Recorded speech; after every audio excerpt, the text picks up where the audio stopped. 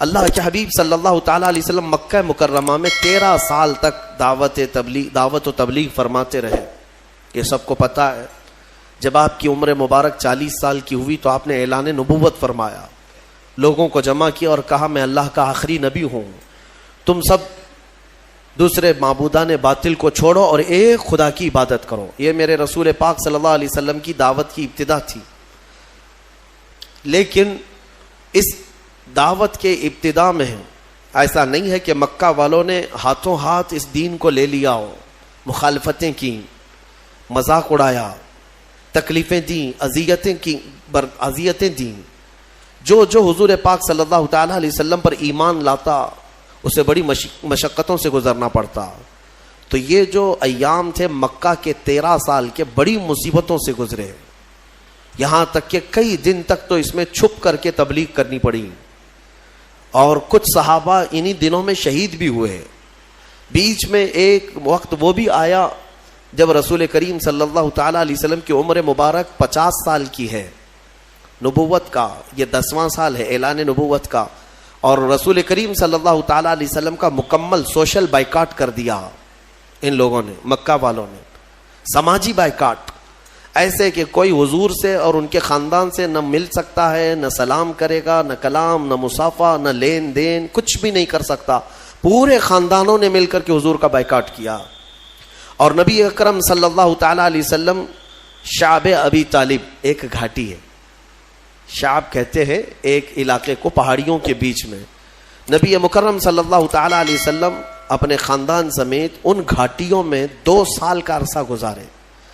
ان 2 سالوں میں فاقے ایسے آئے کہ پتے کھا کر رہنے پڑے, درخت کے پتے, اور کبھی کبھار چمڑوں کو ابال کر کے کھانا پڑا. یہ جو 2 سال گزرے, اب میں آپ کو بتاتا ہوں مکہ والوں نے خوب اذیتیں دی, مشقتیں, تکلیفیں, ساری چیزیں دی. اب میرے آقا صلی اللہ تعالیٰ علیہ وسلم کو حکم ہوا ہجرت کا, 13واں سال تھا نبوت کا, حضور پاک صلی اللہ علیہ وسلم مکہ سے ہجرت کر کے مدینہ تشریف لے گئے. توجہ چاہتا ہوں آپ کو, یہ جنگوں کے متعلق جو بہت سارے پروپیگنڈے پھیلائے رہتے ہیں کہ اسلام صرف جنگوں سے پھیلا ہے, ان کے ہاں جہاد ہی جہاد ہے. کیوں کیا ہے جنگ اور کیوں ہوئی ہے جنگیں, جہاد ہوئے کیوں ہیں, میں آپ کو بتاتا ہوں. حضور پاک صلی اللہ تعالیٰ علیہ وسلم مکہ چھوڑ کر کے گئے, 13 سال ان کی مصیبتیں برداشت بھی کیا, غلام صحابہ حضور کے مار بھی کھائے, پیٹے گئے, کئی شہید بھی ہوئے. اب وطن بھی چھوڑ دیا, اب بچا کیا, گھر چھوڑ دیا, وطن چھوڑ دیا, جائیداد چھوڑ دیا, خاندان چھوڑ دیا. اور جو حضور کے چاہنے والے صحابہ تھے انہوں نے بھی مکہ چھوڑ دیا, مدینے چلے گئے. اب مدینے کیوں گئے تھے کہ سکون سے رہ سکیں. 450 کلومیٹر دور جا چکے میرے آقا صلی اللہ علیہ وسلم مکہ والوں سے. لیکن مکہ والوں کی شرارت تو دیکھیں, یہ جتنے کفار و مشرکین ہیں ان کو پیدائشی کیڑے ہوتے ہیں, ایمان والوں کو ستانا ان کے خمیر میں ہوتا ہے. یہ ایسا نہیں ہے کہ ان کو چھیڑو تو یہ ہمیں پریشان کرتے ہیں, بلکہ نہ چاہتے ہوئے بھی یہ چاہتے ہیں کہ ایمان والوں کو چھیڑخانی کرتے رہیں, کسی طرح سے ان کو تکلیف دیتے رہیں. پہلے سے یہ چیز ان کی خمیر میں رہی ہے. مکہ کے مشرکین کے پاس اب بیس کیا تھا حضور سے لڑنے کا, کوئی چیز تھی؟ حضور تو وطن بھی چھوڑ دیے, اپنا گھر چھوڑ دیا, صحابہ بھی چلے گئے. اب مدینے جب میرے آقا صلی اللہ تعالیٰ علیہ وسلم گئے تو وہاں میرے آقا صلی اللہ تعالیٰ علیہ وسلم نے ایک نئی زندگی کی شروعات فرمائی. صحابہ کو لے کر ایک نئی سلطنت کا اسٹیبلشمنٹ ہوا. لیکن ایسے نہیں ہے کہ باضابطہ طور پر کوئی بادشاہت ہو, نہیں, بلکہ مسجد بنائی گئی, باضابطہ اسلام کا ایک تبلیغی دور کا نیا آغاز ہوا. اب ان ظالموں نے وہاں پر بھی سکون سے رہنے نہیں دیا.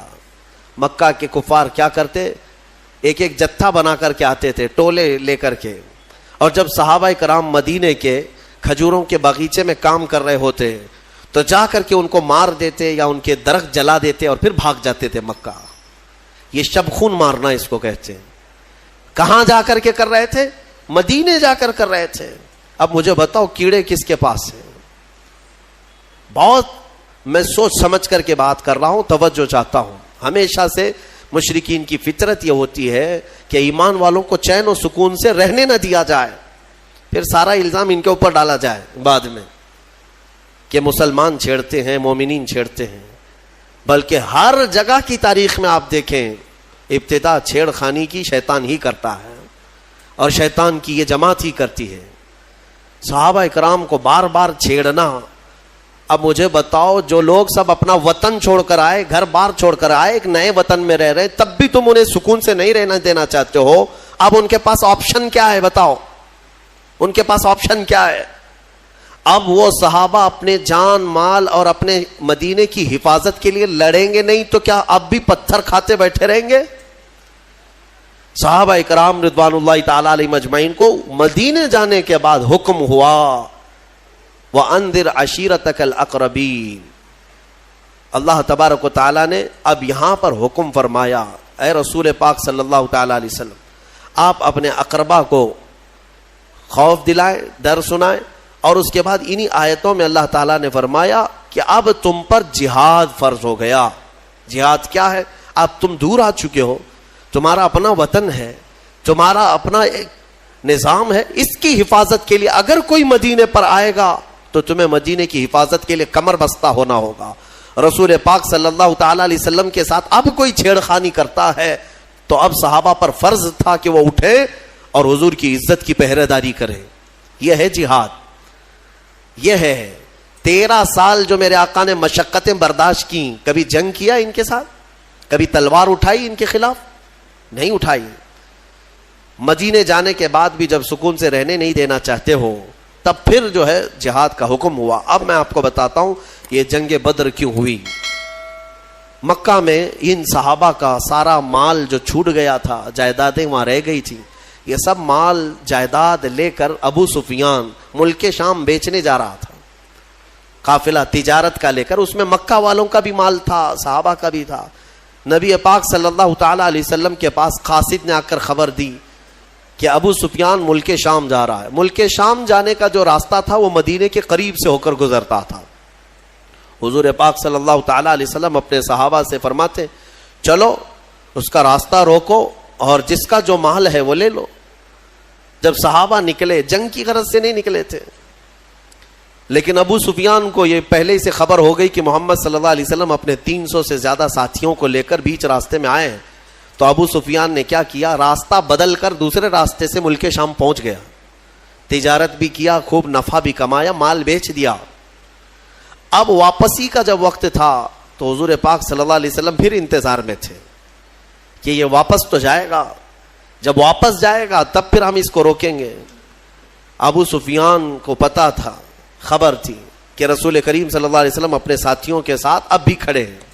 تو اس نے مکہ والوں کو پیغام بھیج دیا کہ اے مکہ والوں اپنا مال بچا لو، محمد اور ان کے ساتھی تمہارا پورا مال ختم کر دیں گے، یہ قافلہ ختم ہو جائے گا. تو مکہ میں کھلبلی مچ گئی کہ ہمارا مال تجارت سب محمد صلی اللہ تعالی علیہ وسلم اور ان کے ساتھی سب لے لیں گے. یہ پوری افواہ پھیلی تو سارے مکہ والے جمع ہوئے. لیکن ہوا کیا، ابو سفیان بڑی چالاکی سے واپسی میں بھی ایک اور راستہ بدل کر کے مکہ کے قریب پہنچ گیا. صحیح سلامت قافلے کو لے کر کے بھی گیا، صحیح سلامت قافلے کو واپس لے کر بھی آیا. مکہ جب تجارت کا مال پہنچ گیا تو سب خوش ہو گئے کہ ہمارا مال نفع کے ساتھ واپس آیا ہے. لیکن بات ہو گئی، ختم ہو گئی. ابو جہل وہاں پر سارے مکہ والوں کو جمع کرتا ہے اور کہتا ہے ہم جو جمع ہوئے ہیں اب جائیں گے اور محمد سے مقابلہ کریں گے صلی اللہ علیہ وسلم، اور ان کے ساتھیوں کو مزہ چکھائیں گے کہ انہوں نے ہمت کیسے کی مکہ کے قافلے کو روکنے کی. تو باقی لوگوں نے کہا کہ چھوڑ دو، ہمارا مال کا قافلہ آ گیا، اب بات ختم ہو گئی. ابو جہل نے کہا نہیں، بات اتنی نہیں ہے، ہمیں تو مارنا ہے انہیں، ہمیں تو انہیں قتل کرنا ہے، ہمیشہ کے لیے راستہ صاف کرنا ہے. تو بھڑکا کر کے 1000 لوگوں کو جمع کر لیا. کچھ عقل مند لوگ تھے، انہوں نے کہا کہ ہم نہیں جائیں گے، لیکن ابو جہل نے انہیں آر دلایا، انہیں بہت زیادہ اکسایا، اور اس کے اکسانے کے بعد، آر دلانے کے بعد 1000 سے زیادہ لوگ جمع ہوئے اور ان سب کو لے کر ہاتھی گھوڑے ہتھیار سامان کے ساتھ ابو جہل سرداری کرتے ہوئے مکہ سے نکل کر بیچ راستے میں پہنچا. یہ وہ علاقہ ہے جہاں بدر کی وادی ہے. بدر ایک علاقے کا نام ہے بدر ایک میدان کا نام ہے، وہاں ایک کنواں تھا جس کی وجہ سے اس علاقے کا نام ہی بدر پڑا. وہاں آ کر کے یہ لوگ پڑاؤ کر لیے. نبی پاک صلی اللہ تعالی علیہ وسلم اپنے صحابہ سمیت بدر تک پہنچے ہوئے تھے. اب حضور اکرم صلی اللہ تعالی علیہ وسلم بھی اسی علاقے میں اور یہ کفار و مشرکین بھی اسی علاقے میں آ گئے. اب مقابلہ کرنے کی غرض سے وہ لوگ آئے. اللہ تبارک و تعالیٰ نے اپنے حبیب پاک صلی اللہ علیہ وسلم کو حکم فرمایا کہ اپنے صحابہ کو لو اور ان کے ساتھ جنگ کرو. اب جب مولا فرما دے جنگ کرنے کے لیے تو پھر پیچھے ہٹنے کا سوال ہی نہیں ہوتا، پھر کوئی وجہ ہی نہیں ہے. نبی پاک صلی اللہ تعالیٰ علیہ وسلم جب صحابہ کو لے کر آئے تھے تو سچویشن کیا تھی، حالات کیسے تھے؟ ایسے حالات تھے کہ پورے 313 صحابہ کے اندر مشکل سے چند تلواریں تھیں، 7-8 گھوڑے تھے، 1-2 سواریاں تھیں، بس باقی سب پاپی آدھا پیدل تھے. اکثر کے پاس تلواریں نہیں، اکثر کے پاس جو تلواریں ہیں، کچھ کے پاس جو تلواریں ہیں وہ ایسی ہیں کہ سبزی بھی نہیں کاٹی جاتی، کند ہو چکی تھی، زنگ لگی ہوئی ہیں. بہرحال ان کی مفلسی کا زمانہ تھا، غربت تھی اور کھانے پینے کے لیے ان کے پاس کچھ نہیں تھا. اب دیکھیں صحابہ اکرام حضور صلی اللہ تعالیٰ علیہ وسلم کے پاس جب تھے تو وہ علاقہ ریت کا تھا. حضور جس جگہ رکے تھے وہ پوری ریت کی زمین، اور ریت کی زمین پر چلنا مشکل ہو جاتا ہے، پاؤں اندر دھسنے لگتے ہیں. صحابہ کو ریتیلی زمین ملی اور مشرکین جہاں پڑاؤ کیے وہ مٹی کی زمین تھی، مٹی ہے تو مٹی پر پاؤں جمتے ہیں. تو اس بات کی خوشی پہ وہ ناچ رہے تھے، کل جب جنگ ہوگی تو ان کے پاؤں اکھڑ جائیں گے، چل ہی نہیں پائیں گے میدان میں. اور مشرکین پورے میدان میں جمے رہیں گے مٹی کی. اب بہت ساری چیزیں انہی کی حمایت میں نظر آتی ہیں، حالات ایسے لگتے ہیں کہ ساری فتح ان کی ہوگی. وقت سے پہلے ایسا محسوس ہوتا ہے، جب طاغوتی طاقتیں سامنے آتی ہیں تو اکثر ایسا لگتا ہے کہ سارا اب ان کے ہی پاس ہے، ہمارا کیا ہونے والا ہے. اب میں آپ کو مقابلے کے اعتبار سے بتاؤں، ادھر 313 نہتے ہیں، ساز و سامان نہیں، سواریاں نہیں، بدلے میں مقابل میں 1000 سے زیادہ، سب کے سب ہتھیار سے لیس، ٹرینڈ پہلوان ان کے پاس، ہاتھی گھوڑے اونٹ سواریاں ان کے پاس، بلکہ ان کے کھانے کے لیے پورے اونٹ ذبح ہو رہے تھے رات کو. اور جب کھانا ان کا پکتا تھا رات بھر طبلے بجاتے تھے، رقص کرتے تھے، ڈانس کرتے تھے، کیونکہ جیت کا اور فتح کا غرور ایسا تھا، سب کچھ تو ان کے پاس تھا. اب صحابہ جو دیکھ رہے تھے تو انسانی فطرت کا تقاضا ہے نا کہ سامنے بڑی طاقت کو دیکھ کر کے کیا محسوس کریں گے آپ. صحابہ کرام رضوان اللہ تعالیٰ علیہ مجمعین حضور صلی اللہ تعالیٰ علیہ وسلم کے پاس آئے، کہا یا رسول اللہ صلی اللہ علیہ وسلم کیا جنگ فرض ہو گئی؟ حضور نے فرمایا ہاں. اب نبی اکرم صلی اللہ تعالیٰ علیہ وسلم نے صحابہ کے چہرے کو دیکھا اور سب کو جمع کیا. رات کو ایک خطبہ دیا حضور نے.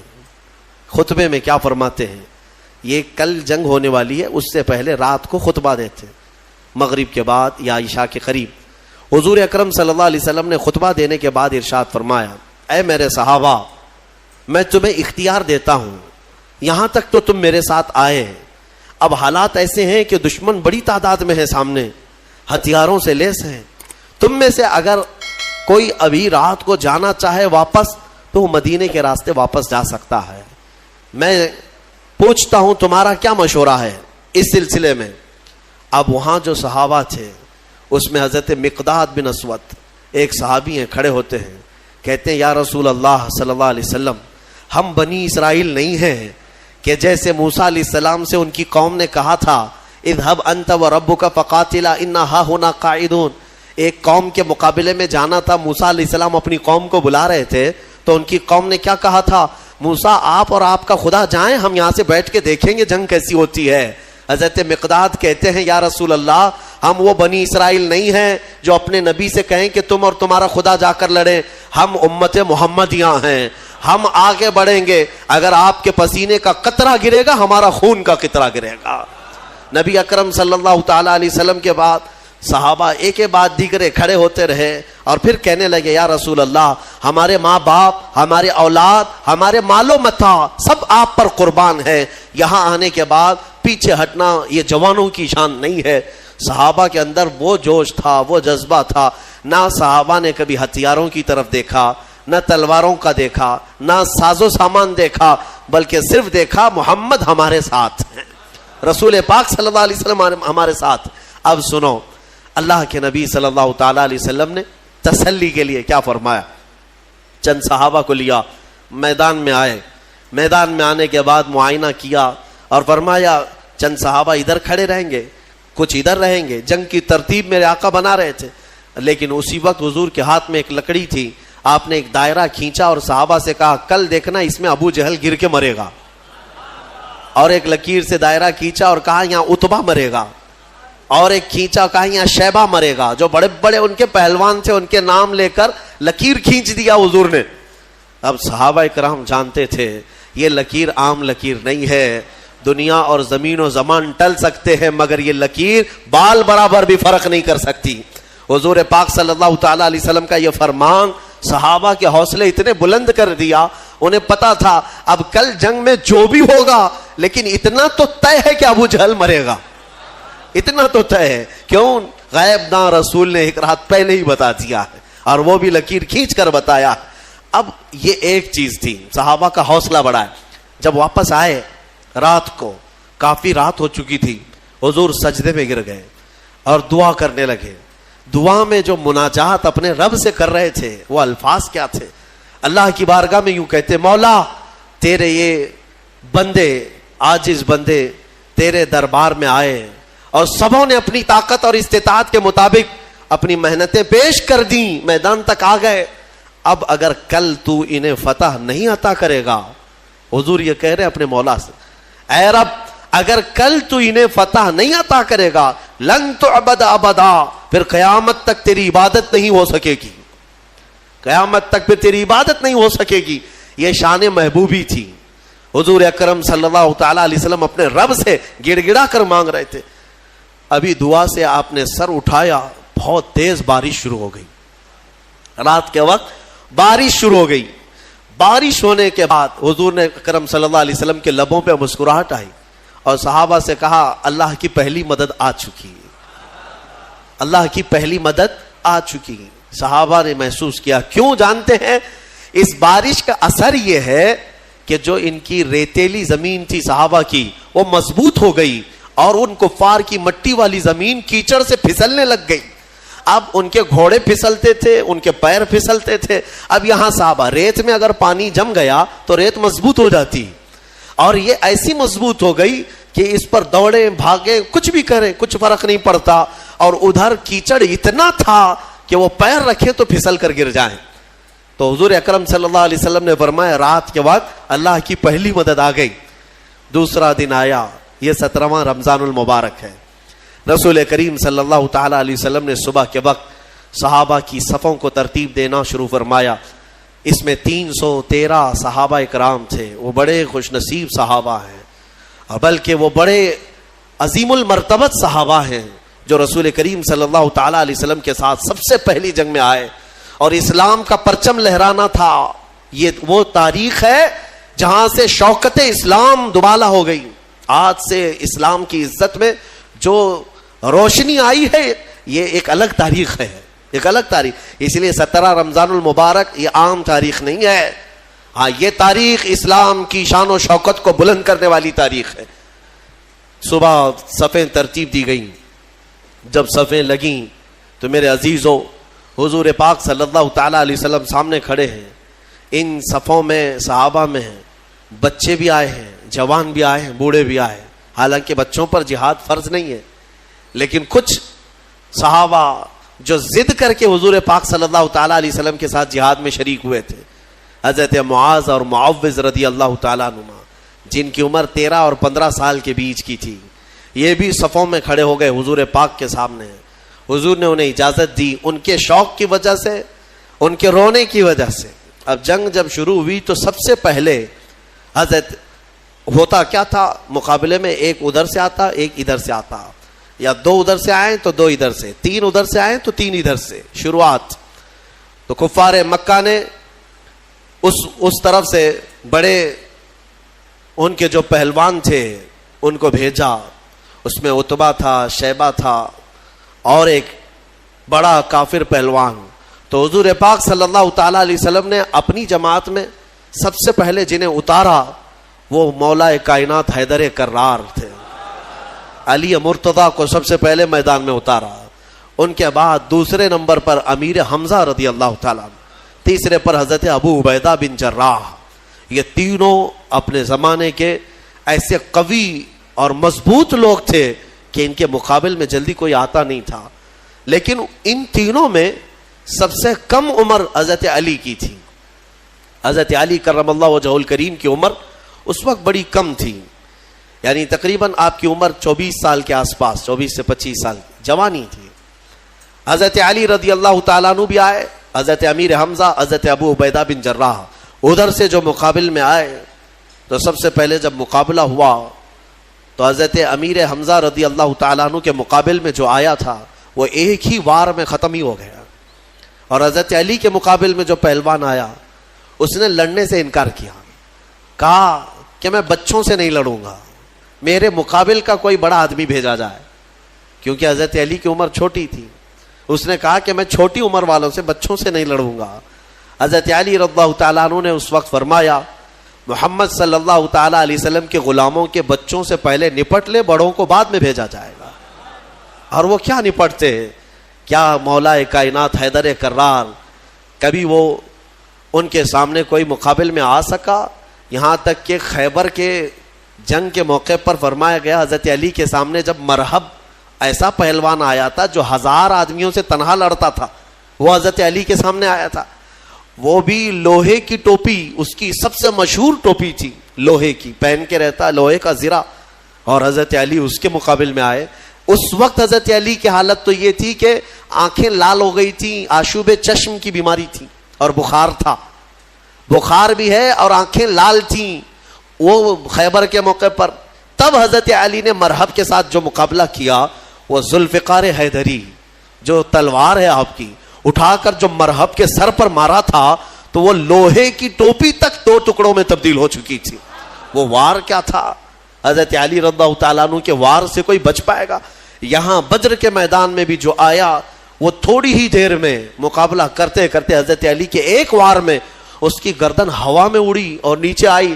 یہ وہ منظر تھا جب پیچھے جو صحابہ تھے انہوں نے دیکھا تو بلند آواز سے نعرہ تکبیر بلند کیا تھا اور پورا میدان گونج اٹھا تکبیر کی آواز سے.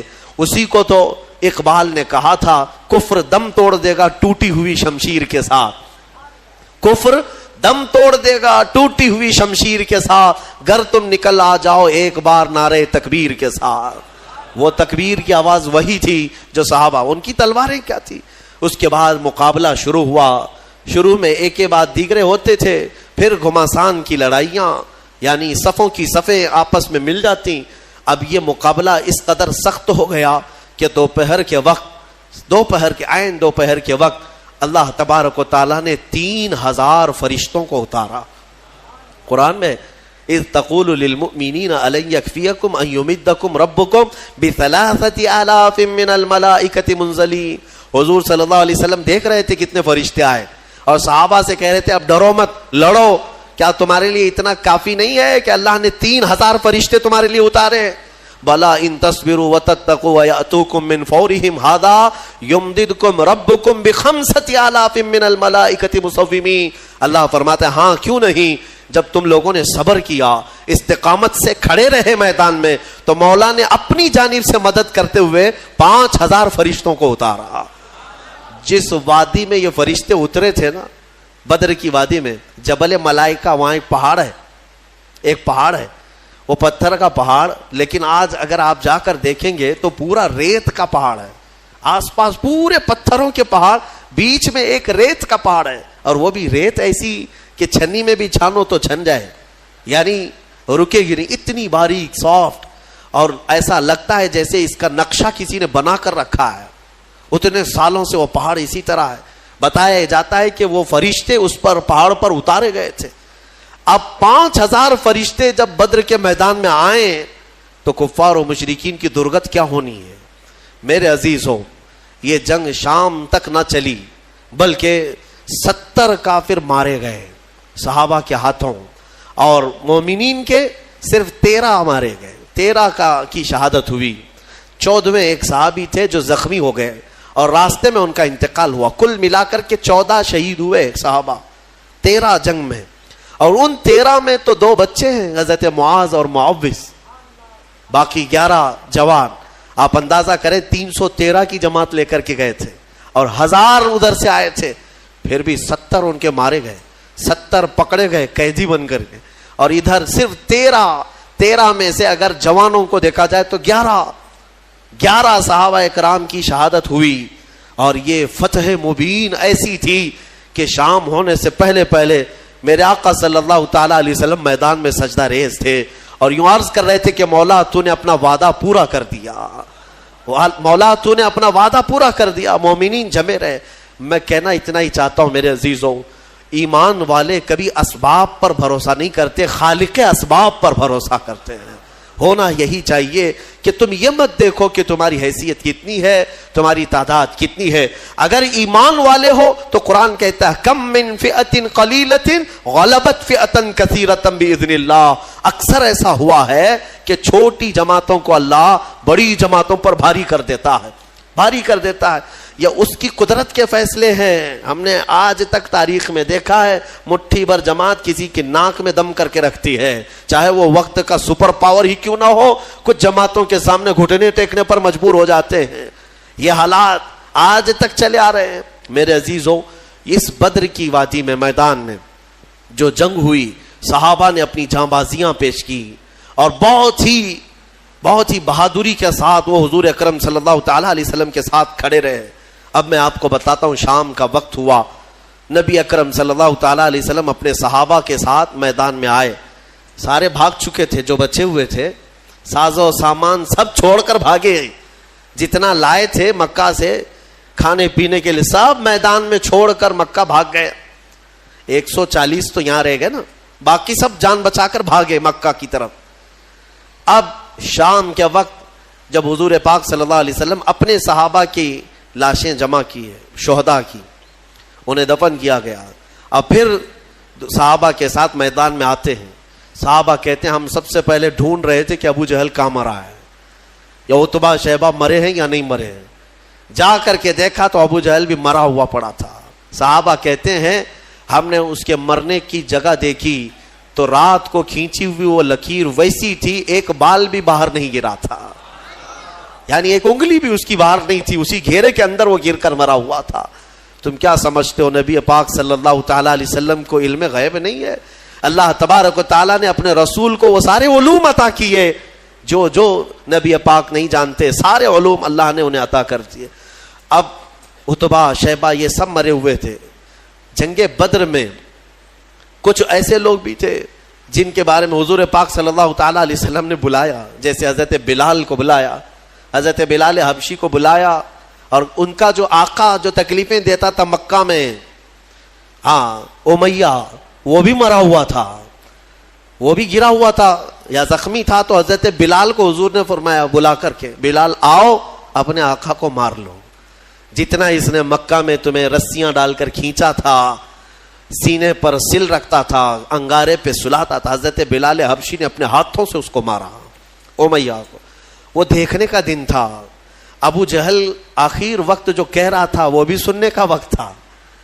ہوا یہ کہ یہ 2 چھوٹے بچے حضرت معاذ اور معوذ، یہ 2 چھوٹے تھے. حضرت عبد الرحمن بن عوف یہ کہتے ہیں میں جنگ بدر میں گزر رہا تھا کہ یہ دونوں بچے آئے میرے پاس، کہنے لگے چچا جان ابو جہل کس کا نام ہے؟ یہ جانتے بھی نہیں تھے کیونکہ وہ مکہ کا ہے اور یہ بچے مدینے سے آئے ہیں.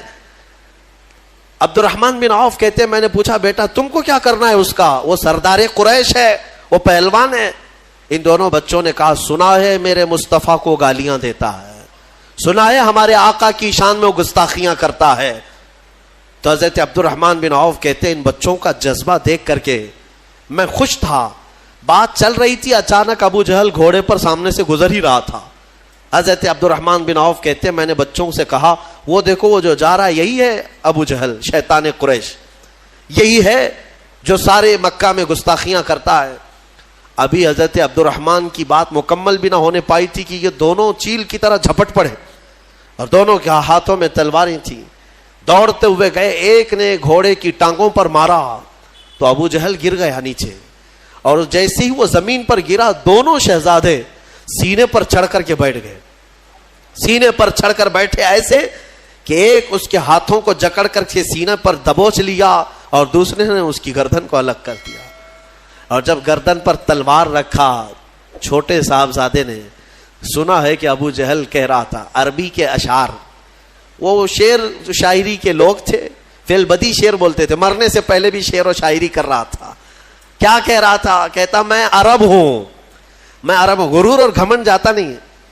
میں عرب ہوں اور میں پہلوان ہوں، مجھے موت سے خوف نہیں، میں موت سے ڈرتا نہیں، میں عرب ہوں اور مکہ کا سردار ہوں. لیکن بات اتنی سی افسوس کی ہے کہ میرے مقابل کا پہلوان مجھے نہیں مار رہا ہے، میرے مقابل کا پہلوان مجھے نہیں مار رہا ہے، چھوٹے لوگوں سے مر رہا ہوں، اتنا افسوس ہے، باقی مرنے کا مجھے خوف نہیں. اب اندازہ کرو ان کو مرنا بھی ہے تو بڑے پہلوانوں سے، لیکن مولا کی شان ہی الگ ہے. وہ فرعون کو ہلاک کرتا ہے تو پانی سے، نمرود کو ہلاک کرتا ہے تو مچھر سے، ابرہا کو ہلاک کرتا ہے تو چڑیوں سے، ابو جہل کو ہلاک کرے گا تو بچوں سے. یہ اس کی شان ہے. ہاں بڑے بڑے دشمنوں کو چھوٹی طاقتوں سے ہلاک کرتا ہے. انشاءاللہ العزیز یہ جتنی طاغوتی طاقتیں آج بھی حکومت اور تخت کے نشے میں ناچ رہی ہیں، انتظار کرو اللہ رب العزت کی جب پکڑ آئے گی ہلکی چونٹیوں سے مولا انہیں ہلا کو برباد کرے گا. ویسے تو یہ آئی گیا ہے وائرس جو نظر بھی نہیں آتا، یہ گردن میں جاتا ہے کہ دماغ میں جاتا ہے، پتہ نہیں کتنے ویریئنٹ لے کر کے آ رہا ہے. ہاں ہر مہینے نئے نئے گھونگھٹ اوڑھ کر کے آتا ہے یہ کورونا، دیکھ بھی رہے ہیں آپ. ہاں ہر مہینے نئی نئی دلہن ہے، اس کے نئے نئے جلوے ہیں.